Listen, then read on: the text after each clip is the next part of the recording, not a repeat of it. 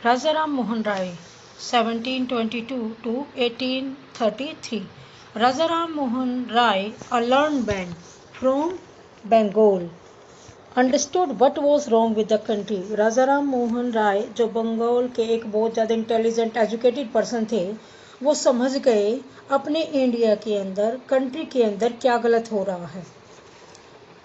Now two people are talking. One is Rajaram Mohan Roy and another is also an Indian.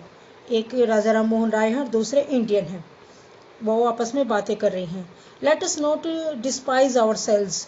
Despise means here inferior. Our ancient culture is great. हमारा ancient culture जो बहुत ज़्यादा सबसे पुराना प्राचीन है, वो सबसे ज़्यादा महान है. हमें अपने आप को हीन नहीं समझना चाहिए. And we are capable of great achievements. और हम भी बहुत अचीवमेंट्स करने के योग्य हैं. We must first reform our society. सबसे पहले हमें अपने समाज को सुधारना होगा. Superstitious have been ruinous. हम लोगों में जो अंधविश्वास फैला हुआ है बहुत सारी चीज़ों को लेकर, वो हमें नष्ट करते जा रहे हैं. He told his wife Uma. अब वो अपनी पत्नी उमा से बातें कर रहे हैं. Cows are of different colours and but the colour of their milk is the same. Cows अलग अलग कलर की होती है, कोई ब्राउन होती है, कोई वाइट होती है, बट उनका जो मिल्क है दैट गिव्स अस, वो एक जैसा है. Different teachers have different opinions but the essence of every religion is the same. अलग अलग टीचर्स, अलग अलग रिलीजियस लीडर्स, वो हमें अलग अलग बातें सिखाते हैं, लेकिन सभी का जो रिलीजन है, धर्म है, वो एक जैसा ही है. उनकी टीचिंग एक जैसी ही हुई होती है. वो एक जैसी अच्छी शिक्षा ही हमें देते हैं. He was attracted by science and modern knowledge. One another is giving here. He was attracted by science and modern technology. वो अब साइंस और जो मॉडर्न टेक्नोलॉजी थी, नॉलेज था, उससे काफ़ी अट्रैक्ट हुए. Knowledge should be practical and scientific. तब उन्होंने बताया कि जो नॉलेज है वो व्यवहारिक होना चाहिए एंड साइंटिफिक होना चाहिए, प्रैक्टिकल होना चाहिए.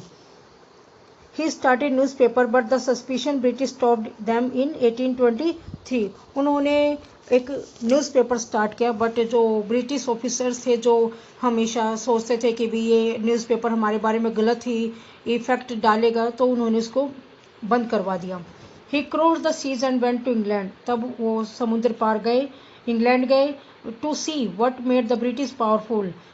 ब्रिटिश इतने ज़्यादा पावरफुल कैसे हुए, उस चीज़ को समझने के लिए वो इंग्लैंड गए. Then he told them. तब उन्होंने बताया, we accept you as rulers. हम आपको एज ए रूलर एक्सेप्ट करते हैं, but you must accept us subjects. लेकिन आपको भी हमें अपने सब्जेक्ट मीन्स अपनी प्रजा समझना चाहिए. But you must remember the responsibility a ruler ओज टू हिज सब्जेक्ट्स. लेकिन आपको ये नहीं भूलना चाहिए कि अपनी प्रजा के प्रति, अपने सब्जेक्ट्स के प्रति जो आप पर डिपेंडेंट है, उनके प्रति आपकी क्या रिस्पॉन्सिबिलिटी है. मीन्स आपको एक्सप्लॉयटेशन नहीं करना चाहिए. हम इंडियंस का भी सम्मान करना चाहिए. Part 5. Oppression 1765 to 1835. But the British continued to oppress Indians. लेकिन ब्रिटिश सर्स थे, वो इंडियंस का लगातार एक्सप्लॉयटेशन करते जा रहे थे. ऑपरेशन मतलब उनका दमन करते जा रहे थे. इन 1818 they had pass regulation 3rd. 1880 में उन्होंने एक रेगुलेशन 3rd पास किया. Under it an Indian could be gelled without trial in a court. इस रेगुलेशन के अकॉर्डिंग किसी भी इंडियन को जेल में बगैर कोर्ट में मुकदमा चलाए, सस्पिशन के केस में ही जेल में डाल सकते हैं. All the time British officer in India Drew big salaries and also made fortunes in private business. अब वो ब्रिटिशर्स इंडियंस का इतना ज़्यादा एक्सप्लॉयटेशन करते हैं बिजनेस में. ह्यूमैनिटी उनके अंदर बिल्कुल नहीं थी. वो they are exploiting Indians day by day. अब ब्रिटिशर्स ऑफिसर्स ने इंडिया के अंदर बड़ी बड़ी सैलरियाँ, मतलब a huge amount as a salary वो गेन करने लगे. बट इंडियंस को वो एक्सप्लॉयट करते थे, उनको कम सैलरी देते थे, और उन्होंने अपने प्राइवेट बिजनेस को भी काफ़ी ज़्यादा बढ़ा लिया था. मतलब वो financially they were going stronger but Indians were going weaker day by day. By 1829 Britishers was exporting British goods worth 7 crore rupees to India. But 1829 के अंदर ब्रिटेन ने अपने ब्रिटिशर्स की जो चीज़ें थी उनको बेचकर इंडिया से 7 करोड़ का एक्सपोर्ट कर लिया। मीन्स टू से एज ए फाइनेंशियली वो इतने ज़्यादा स्ट्रोंग हो गए, इंडिया के अंदर अपनी इतनी चीज़ों को बेचने लगे कि उन्होंने नियर अबाउट 7 करोड़ का पैसा कमा लिया। Governor general Bentinck report back home, वो अपने घर जाकर रिपोर्ट देते हैं governor Bentinck. The bones of cotton weavers are bleaching the plains of India.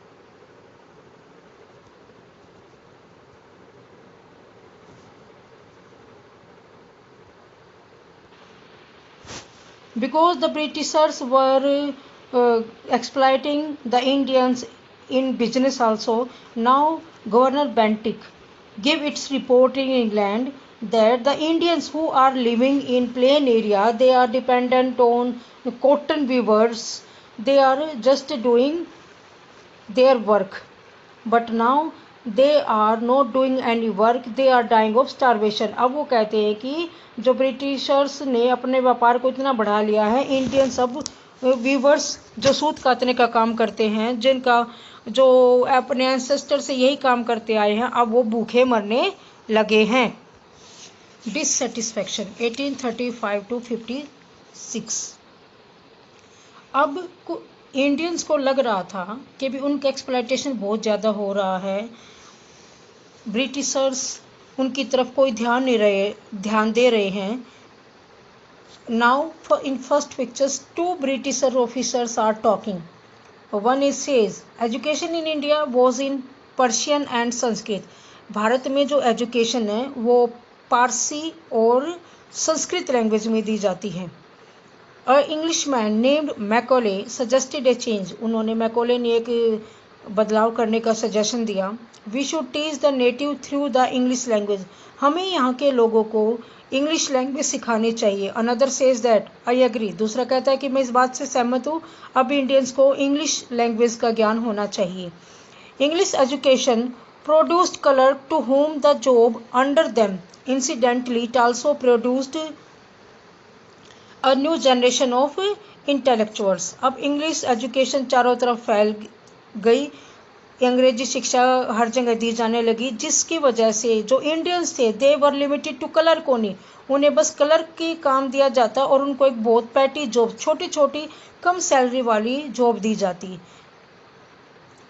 और अब उन्होंने बीइंग एन इंडियन, मतलब इंडियंस के रूप में इंटेलेक्चुअल्स, बहुत ज़्यादा दिमाग वाले लेकिन कम सैलरी वाले इंडियंस काम करने के लिए मिल गए।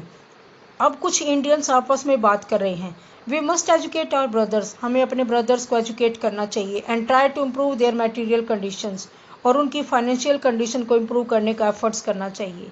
For that we must convey our grievances to the British parliament. एक और कहता है कि भी हमें अपने ग्रीवेंसेस, अपने दुखों के बारे में ब्रिटिश पार्लियामेंट को अपना मैसेज करना चाहिए। हमें उनके अपने बारे में बताना चाहिए। अब नीचे एक मैप दिया गया है इंडियन का। Here red light shows that British area and states, Indian states are very less. अब देखिए, by 1856 the British had conquered the whole of India. 1856 तक ब्रिटिशर्स ने पूरे भारत पर अपना कब्जा कर लिया। They care little about the needs of Indians. अब वो भारतीय लोगों की तरफ बहुत कम ध्यान देते थे। ब्रिटिशर्स इंडियंस के ऊपर एक्सप्लॉयटेशन करते जा रहे थे, उनकी प्रति जो उनकी रिस्पॉन्सिबिलिटी थी उनको अच्छी तरीके से पे नहीं कर रहे थे। और किंग्स हैव बिकम पपेट्स। कुछ इंडियंस आपस में बात कर रहे हैं और कह रहे हैं कि जो हमारे राजा हैं अब ब्रिटिशर्स के पपेट बन गए हैं। मिंटू से अब उनके हाथों की कठपुतली बन गई है, जैसा ब्रिटिशर्स कहते हैं वैसा ही करते। They are not paying any kind of attention to us and we have lost our old jobs. हमारा जो पुराना काम था, जो ट्रेडिशनल वर्क था, जो बिजनेस था, उन्होंने हमारे काम को भी ठप कर दिया है। एंड लैंड्स, यहाँ तक कि ज़मीन को भी अब उन्होंने हमारे से ज़मीन छीन ली है उस पर हम एज ए टेनेंट्स किराएदारों की तरह ही काम करते हैं। They are converted our brothers, वो हमारे लोगों का धर्म परिवर्तन भी कर रहे हैं। You only talk, do something to drive them out. तभी एक आदमी उनमें से बोलता है, तुम सब बातें करते जा रहे हो, तुम इन अंग्रेजों को बाहर निकालने के लिए बात क्यों नहीं करते। The sparks 1855 to 1857। अब क्रांति की एक चिंगारी। अब इंडियंस को लग रहा था ब्रिटिशर्स उनका बहुत ज़्यादा एक्सप्लॉयटेशन कर रहे हैं, इसीलिए वो उनके अगेंस्ट काम करते हैं, इसीलिए चारों तरफ क्रांति फैल जाती है। अब उनको वो अपोज करना स्टार्ट कर देते हैं। Some pictures are given related to this. Taxes continue to ruin the peasants. कहते हैं कि जो टैक्स हैं, कर जो ब्रिटिशर्स इंडियंस पे लगा रहे हैं, उन्होंने सभी पीजेंट्स को, किसानों को पूरी तरीके से बर्बाद कर दिया है। In Bengal Santhal who had lost their lands, कुछ ब्रिटिशर्स ने वहाँ के लोगों को, संथाल और बंगाल के लोगों को उनकी ज़मीन से ही अलग कर दिया है। अंडर न्यू एंड रेगुलेशंस, उन्होंने नए नए रेगुलेशन बना दिए हैं। Now the Indians people became disparate, वो डिस्पैरेट हो गए, उन्होंने उनको अपोज करना स्टार्ट कर दिया। इन 1855 दे रोज इन रेबिलियन, उन्होंने उग्र हो गए वो और उन्होंने उनका विद्रोह करना स्टार्ट कर दिया। And massacred European and their supportive alive, और जो ब्रिटिशर्स थे और उनके जो सपोर्टर्स थे उनको भी वहाँ से मार डाला। Discontent was brewing in the East India company's army too. यहाँ पे कुछ पिक्चर्स होगी कि सम ब्रिटिशर्स, दो मीन टू से जो इंडियंस ब्रिटिशर्स आर्मी में इन्वॉल्व हो गए थे, वो आपस में बात कर रहे हैं। इन्होंने अब ईस्ट इंडिया कंपनी में की आर्मी में भी फूट पड़ गई थी। The white soldiers gets huge pays mansions to live in servants. वो कुछ अब भारतीय बात कर रहे हैं कि अंग्रेजों को तो बहुत वेतन भी अधिक मिलता है, सैलरी भी ज़्यादा मिलती है, रहने के लिए मेंशन मकान भी ज़्यादा मिलते हैं और काम करने के लिए सर्वेंट्स भी, बट हमें कुछ नहीं मिलता। While we get a pittance and slow promotions. तभी दूसरा इंडियन कहता है, हमें कम सैलरी मिलती है और जो हमारी प्रमोशन है वो भी बहुत ज़्यादा धीरे होती है। द अंग्रेज ask us to cross the sea, अंग्रेज हमें समुद्र पार जाने के लिए कहते हैं। Which is against our religion, जो हमारे रिलीजन के बिल्कुल विरुद्ध है। Our religion who is the टोपी वाला to abolish our age old custom. वो टोपी वाला मीन्स अंग्रेज कौन होते हैं, हमारे पूरे पुराने रीति रिवाजों को ख़त्म करने वाले। थाउजेंड्स ऑफ अदर सिपाहीज रिवोल्टिंग, बहुत सारे सिपाहियों ने अब इसका विद्रोह करना स्टार्ट कर दिया। They were stripped of their uniforms, उन्होंने अपने यूनिफॉर्म्स को भी उतार दिया। सिपाही Mangal Pandey attack the adjutant of his regiment and was executed. सिपाही जो मंगल पांडे थे, उन्होंने अपने रेजिमेंट के मेजर पर ही हमला कर दिया और उसे फांसी दे दी गई। थाउजेंड्स ऑफ अदर सिपाहीज रिवोल्टेड, बहुत सारे इंडियन सिपाही ने अपना रिवोल्ट, अपना विद्रोह कर दिया और उन्होंने अपनी यूनिफॉर्म्स को भी उतार दिया। Humiliated and put in irons, उन्हें बहुत ज़्यादा प्रताड़ित किया गया, एक्सप्लॉइटेड किया गया और उन्हें जेल में डाल दिया गया। Few Englishman had care to understand Indian customs और द पीपल्स माइंड। कुछ इंग्लिशमैन ने, कुछ जो ब्रिटिशर्स थे जो इंडियंस के कस्टम्स के, ट्रेडिशंस के केयर करते थे, उन्होंने इंडियंस के दिमाग में ये बात डाल दी, ओ प्राउड ब्राह्मण सोल्जर्स, हे ब्राह्मण सोल्जर, जब आपको पता है, आपको अपनी कास्ट पे, अपने धर्म पे इतना ज़्यादा प्राउड है, do you know what the grease on the bullet you have to bite is made from the fat of cows and pigs. जिस बुलेट को अब आपको कारतूस को खोलना पड़ता है, जिसे आप मुंह से काटते हो, वो गाय और सूअर की चमड़ी का बना होता है। But the white man has received, ये क्या, when the Indians knew about that the bullets were made of और the covered of fat of cows and pigs, they were just got violent, वो विद्रोह में आ गए। The white man has also deceived us, उन्होंने हमें धोखे में रखा है। सून chapatis were sent from village to tell the people that their emperor would want their service। तभी कुछ संदेश वहाँ के गांव से दूसरे गांव में ये बताने के लिए भेजे गए कि उनके एम्परर्स को उनकी सेवाओं की ज़रूरत है। Yes all my village man will be ready. तभी एक दूसरे के साथ बातें करते हैं इस विद्रोह के बारे में, अपनी कंट्रीब्यूशन देने के लिए रेडी रहते हैं और कहते हैं हाँ हमारे गांव के लोग भी इसके लिए तैयार हैं। Similarly lotus flowers circulated among Indian soldiers. इसी प्रकार भारतीय सिपाहियों के बीच में हर जगह कमल के फूल बट गए। अब मीन्स हर इंडियन ब्रिटिशर्स के अगेंस्ट हो गया। They just want to defeat them, वो उनको हराना चाहते। They just want to move out from our India, वो हमारे देश से उनको निकालना चाहते थे। डेथ टू द फॉरनर्स, इन फॉरनर्स को मार डालो। The message gave all help and shelters to the patriots, देशभक्तों को जो कॉमन पीपल है उनका पूरा सहयोग और शेल्टर का जो फ़ायदा था वो था। रिवोल्ट 1857, हमने अपनी हिस्ट्री की बुक्स में भी पढ़ा है 1857 की क्रांति। जब भारतीयों के बीच में अंग्रेज़ों को लेकर आक्रोश बढ़ गया तब उन्होंने सोचा कि अब इन इंडियंस लोगों को मिलकर ब्रिटिशर्स को बाहर निकालना होगा। तब first war of independence start हुआ इन 1857 में। Then there was a violent outbreak at Meerut, Meerut में एक हिंसा फूट पड़ी। The sepoys march to Delhi, सिपाहियों ने दिल्ली की तरफ मार्च करना स्टार्ट कर दिया। Long live our emperors Bahadur Shah, हमारे बहादुर शाह को दीर्घायु प्राप्त रहे। द रेबिलियन स्प्रेड वाइडर, जो विद्रोह है वो बढ़ता ही चला गया।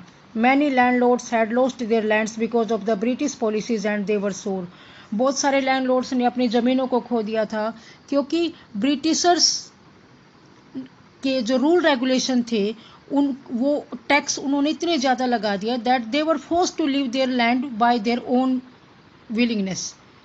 नाउ दे वर सोर, अब वो भी बहुत ज़्यादा गुस्से में थे। The white man's rule must end, अब इनका शासन खत्म हो जाना चाहिए। Yes we will help you, तभी सभी कुछ इंडियंस आपस में बात कर रहे हैं and they are saying that they will definitely cooperate him. Last part, the fight for freedom 1857 की फाइट स्टार्ट होती है। Many former rulers like Begum Hazrat Mahal of Lucknow were bitter, Lucknow की बेगम हजरत महल जैसे बहुत सारे पहले शासक हुए हैं ब्रिटिशर से बहुत ज़्यादा हेट करती थी, घृणा करती थी। The white man has taken away my kingdom, उन्होंने अंग्रेज़ों ने मेरे किंगडम को मुझसे दूर कर दिया है। Now they have snatched all his power. Popular leaders like Maulvi Ahmadullah of Faizabad told the people, यहाँ पर एक पिक के अंदर शो किया गया है मौलवी अहमदुल्ला वहाँ के लोगों से बातें कर रहा है। राइज ब्रदर्स राइज, भाइयों उठो जागो। द अंग्रेज इज रूइंग आवर लैंड, वो हमारी भूमि को नष्ट करते जा रहे हैं, हमारे देश को बर्बाद करते जा रहे हैं, उठिए। They join the upsurge against the foreigners, अब उन्होंने सबने अंग्रेज़ों के खिलाफ विद्रोह में सभी लोग शामिल होने लग गए। The people rose everywhere in Bareilly, Kanpur and Allahabad, Bareilly, Kanpur और इलाहाबाद में लोगों में क्रांति की ज्वाला जाग उठी। Now every Indian was ready to fight against Britishers. Azimullah Khan told Tatya Tope, वो तात्या टोपे को कहते हैं we should have Peshwa Nana Sahib as our leader in this war of independence, इस वार ऑफ इंडिपेंडेंस में हमें पेशवा नाना साहेब को चुनना चाहिए। The patriots pounced upon the British and fought peace battles all over North India.